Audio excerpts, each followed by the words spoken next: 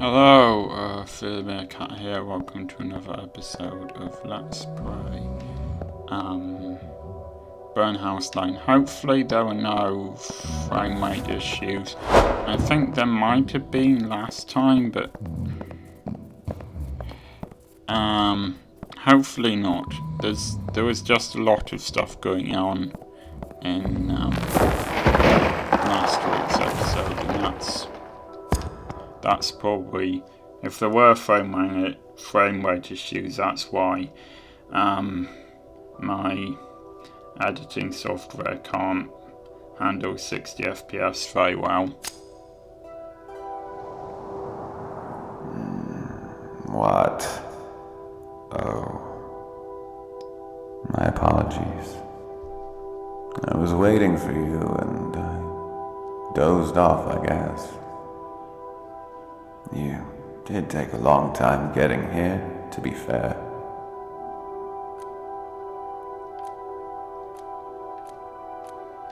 Yeah, well, it wasn't easy. But I'm here now. Yes, welcome. Did you really have to drag me down here?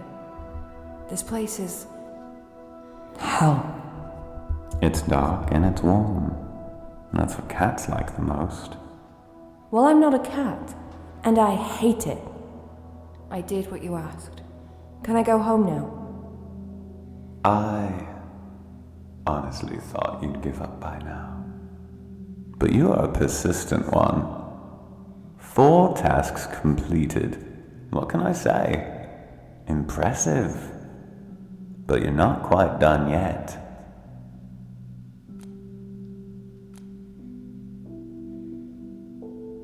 Sometimes I don't know if I should thank you or punch you. You wouldn't do that. I might look like a monster, but you know that deep down I'm just a cat, and cats are many things. But they're never evil. That's not what I heard. Really? And who's spreading these false rumors? The dog owners? Ah, yes, they would. But no one takes them seriously, do they? Listen, it's time for the final task. Are you ready for it? No. But give it to me anyway. Then listen carefully. You must tell someone the whole truth about yourself. The good and the bad. And all the dirt. Like you would to a best friend, if you had one, of course. But you can't hide anything. It won't work if you do. Why? What's the point of this? You must rid yourself of all this baggage. You people hold on to it for way too long.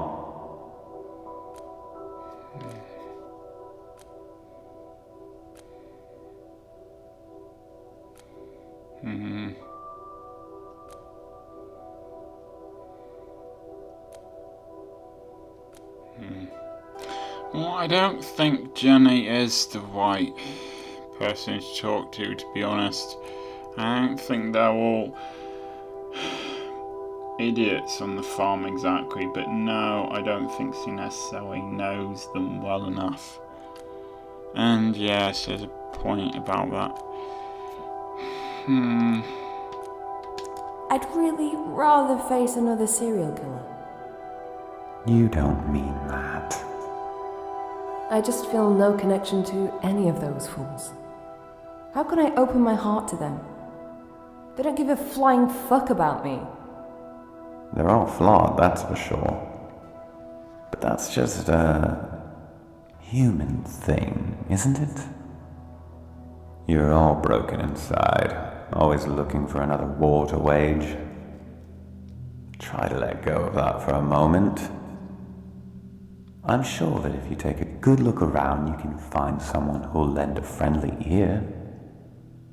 Well, even if I do, how will I know if I've told them everything? You'll know because once it's done, a man called Mr. Fox will arrive at the farm. Let him in. He'll be so hungry he could eat a horse. Offer him food, but never speak to him. Do you understand?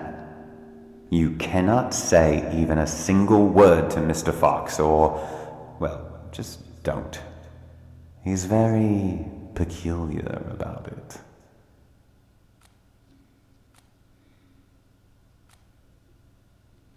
Fine, I'll try to keep my mouth shut. Once Mr. Fox is fed, he will go, and you will follow him to a place on the moors. He'll show you a spot where you must dig a hole and recover a treasure buried underground. With that in your possession, you will finally be able to remove the illness from your body. Oh, he will also require a drop of your blood, so don't say I didn't warn you. Okay, I got it. I think. Good. Go back now, get some rest. You're gonna need it. Richard!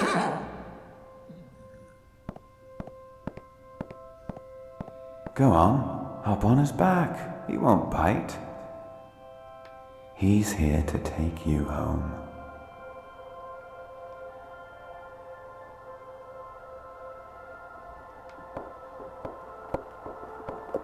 Thanks, Richard.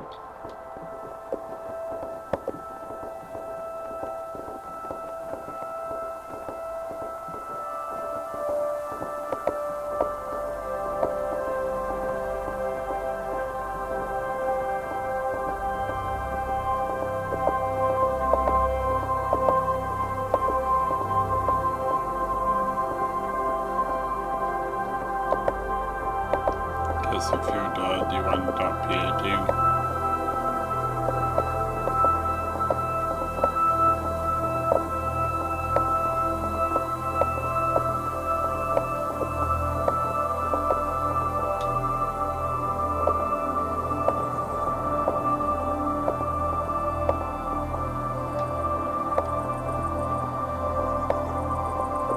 The parts are still alive.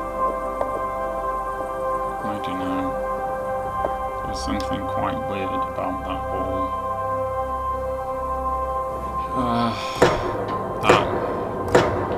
Having died Saxon with the water and everything. I think this is the last chapter.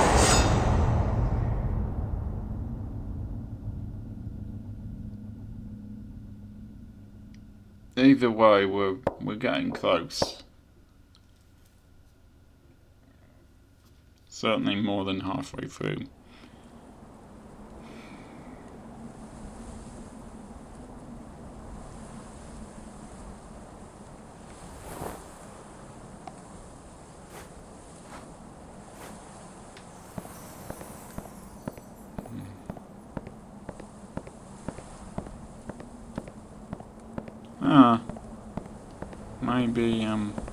Maybe her leg's healed.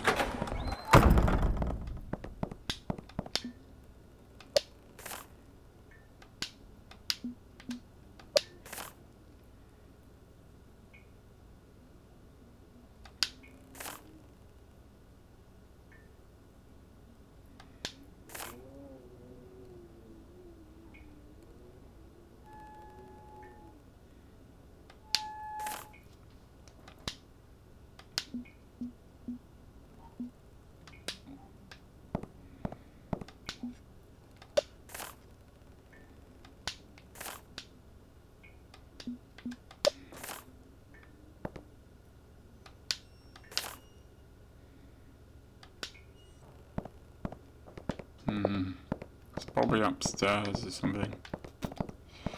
Oh well. Oh. Woo! Itchy! What up, girl? We're having a party. Join us. I'm glad you're here, nurse. Why? I wanted to apologise for, accusing you of Richard's death. I was being an arsehole. What? An arsehole. I was an arsehole. Yeah, I heard you. I just wanted you to say it again. I was wrong. And I'm sorry. Please forgive me. What? Forgive me. It's alright, Kieran. I forgive you. Sometimes we all say things we don't mean. You just really loved that horse, didn't you? I did, as a matter of fact. And this here is Richard's wig. Join us. Let's drink in his memory. I don't think so, Kieran. Come on, nurse. Red or white? Or do you prefer beer? I'm not a big drinker. Besides, I need a clear head for now. Then take a bottle with you for later. Go on, it's on me. Might as well. Might turn out to be helpful later.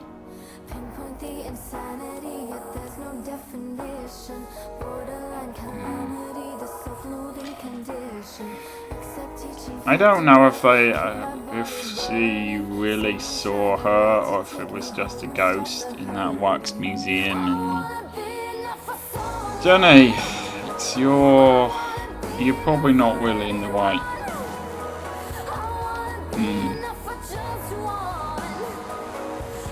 Jenny, we need to talk. What? Speak up, girl. I can't hear you.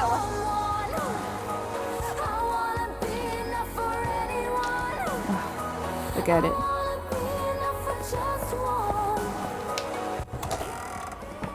I'm not sure what's really my.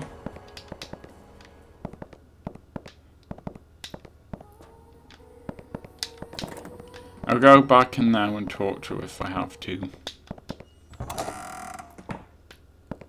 How is George doing? Where is George doing?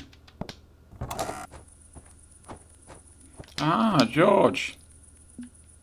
You alright, George? Oh, I'm fine, dear. You? Yeah.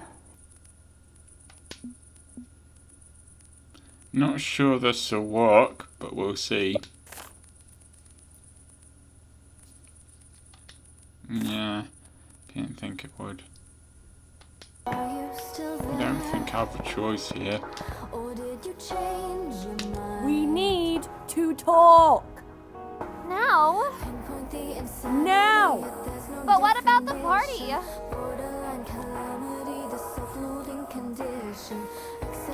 Come on, you'll be back before you know it. I guess, but... Hey, do you have any cigarettes? I'd really like to smoke that. Sure. Sweet! Then wait for me behind the barn. You know, where Robert died. Richard! What? The horse's name was Richard. Ah, yeah, whatever. Just wait for me by the barn. I'll be there in a minute.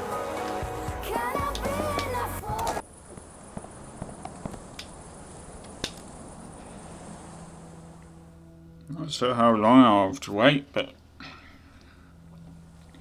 it's possible she'll forget about me. Well? What? The cigarette. You said I could have one. Oh, right. I did, didn't I? Here.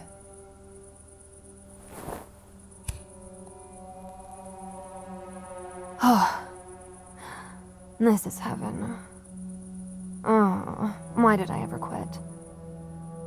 Jenny, there's something I want to talk to you about.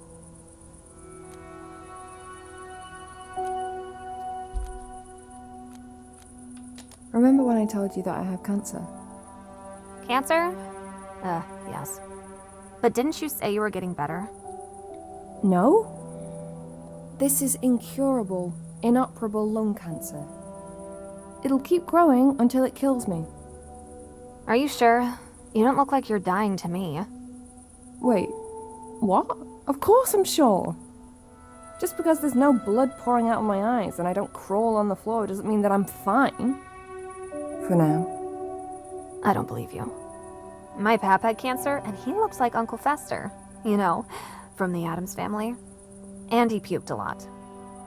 That's because you probably had chemo. I'm not doing it. It's too late.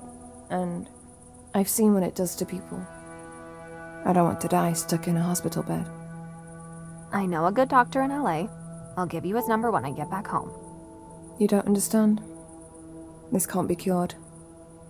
Not by the doctors, anyway.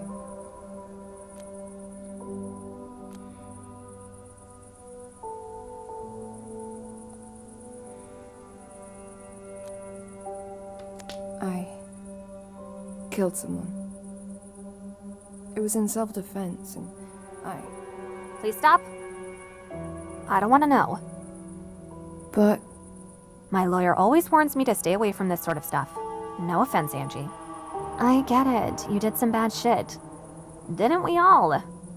But I'll be damned if I get dragged to court as a witness for something you did. It could potentially ruin my career. So, you know. Just keep your mouth shut and you'll be all right, I'm sure. Jenny is really the wrong person to say this to.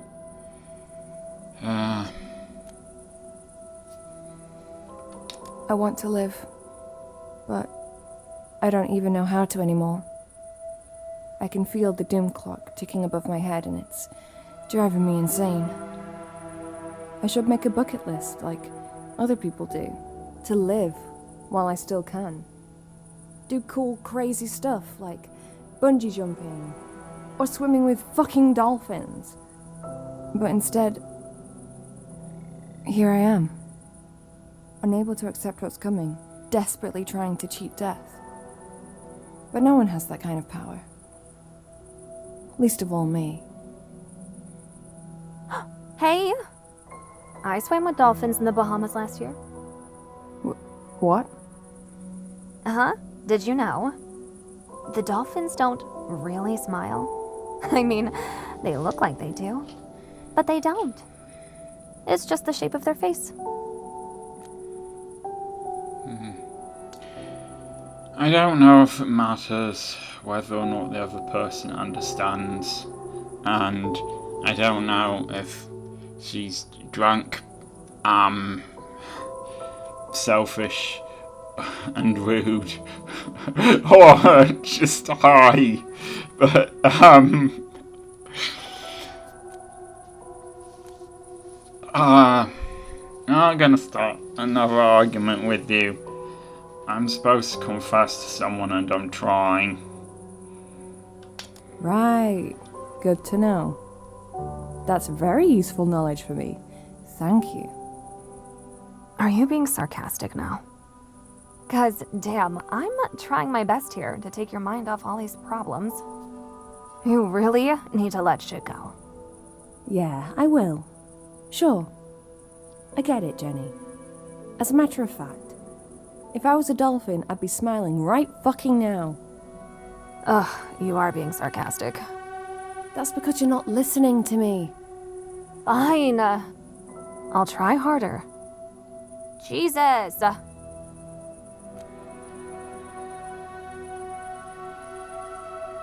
I don't really have any friends. I mean, I have colleagues from work, well, mostly just Tracy, because working for the agency, I travel a lot, covering shifts in hospitals and nursing homes all across the country. The pay's good, but you don't really get enough time to bond with anyone. This job here is quite different. I don't usually spend that long in one place. Angie? Why are you telling me this? I just need a friend, I guess. A real one.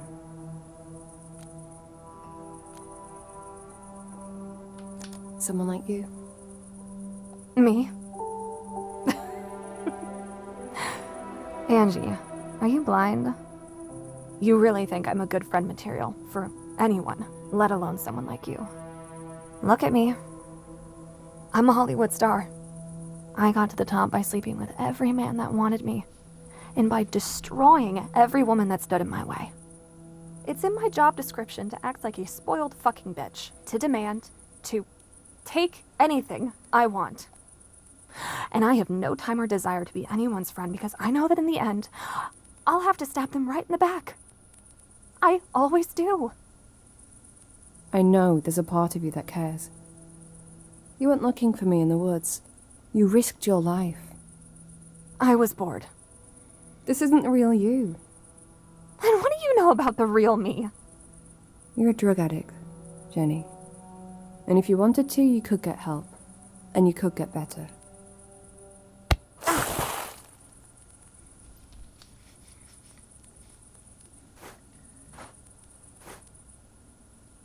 That'll teach you to mind your own fucking business. Oh, and by the way, I think you made it all up. You don't really have cancer, do you? You just wanted people to feel sorry for you. And that's fucking pathetic, you know.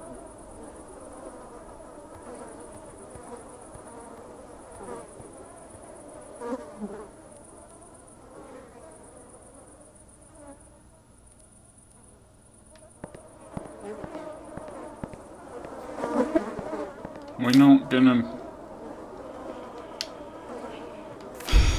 move the body. No, I guess we're not. Well, once Mr. Fox knocks soon, I guess I'm screwed. I'm not sure there is anyone. Oh, what in God's name happened to you? Huh. Screw it. Jenny pushed me into a puddle. Yeah, I figured it had something to do with her. That young lady can be lovely and charming when she wants to. But I'm starting to think she's nothing but trouble. She's just dealing with some problems at the moment. I thought I could help her, but I was wrong. She'll be fine. Women like her always come out on top. But who's gonna help you? Me? Look, I might be old, but I'm not blind. It's time to open this big bag of worries. You've been carrying it around for weeks.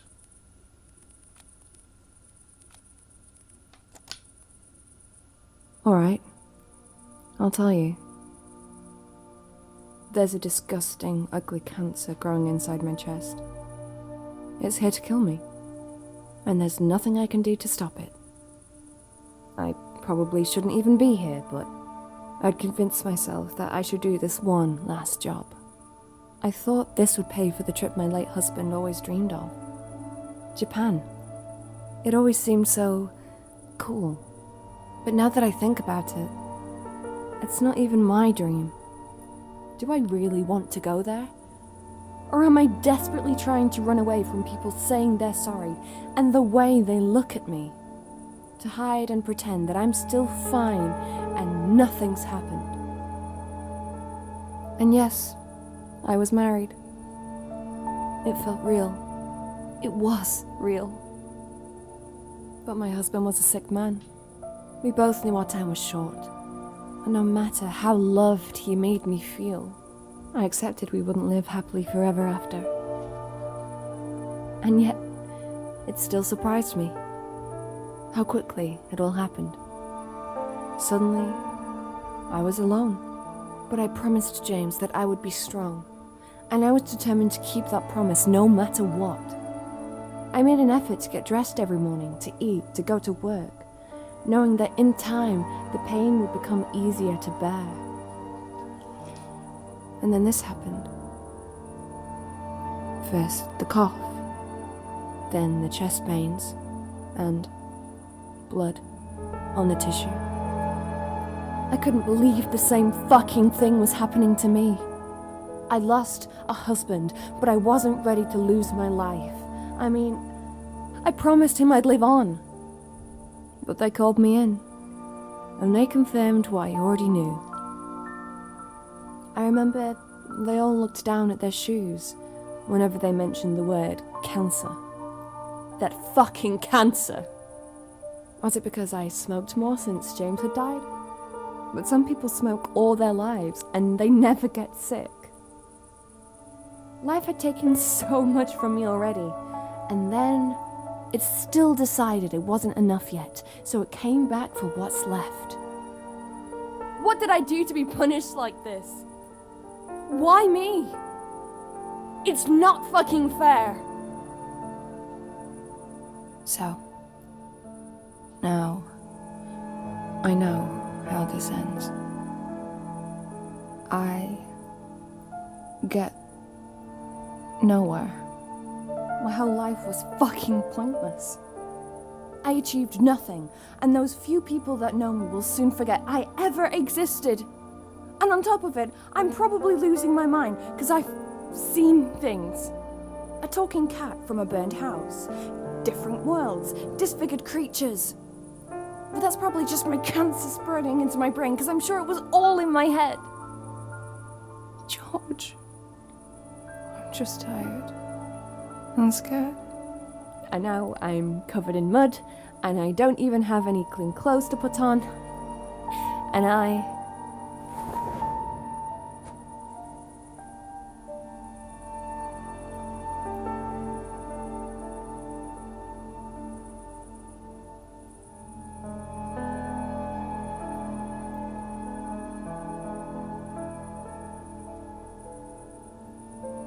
Thank you, George. I needed to let it all out, I guess. And now you also need a nice cup of tea. I'll make you one. But first, let's get you a change of clothes. I'm alright. These will dry soon. No. You should take one of the jumpers from the line. And there's a pair of jeans there that looks about your size too. No, I can't. I insist. They're Sarah's old clothes. She ain't worn them in years. They're too small for her anyway. I was thinking I'd give them to a charity shop in Oniton. But this is even better. And it'll save us a trip in a town. Yeah? Of course. Go on, grab one and go get changed. I'll put the kettle on. You're a good man, George.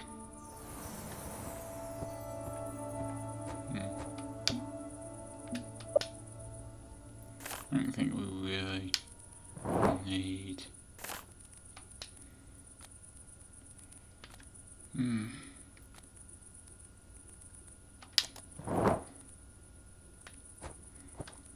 I mean, she does seem to have been wearing those same clothes for several days now. They're probably quite sweaty as well. You know.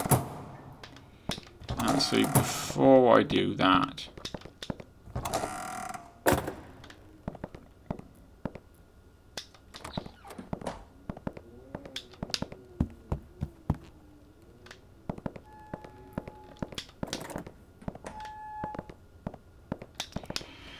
Well, this episode has been going on for quite a while, probably more than 25 minutes, so I will see you next time.